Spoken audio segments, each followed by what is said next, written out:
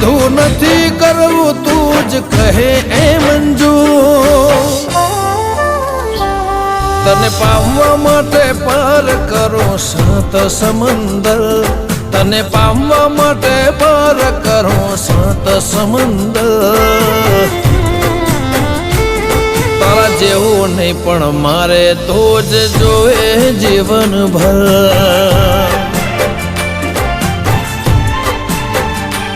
તારા જેવું નહીં પણ મારે તો જ જોવે જીવનભર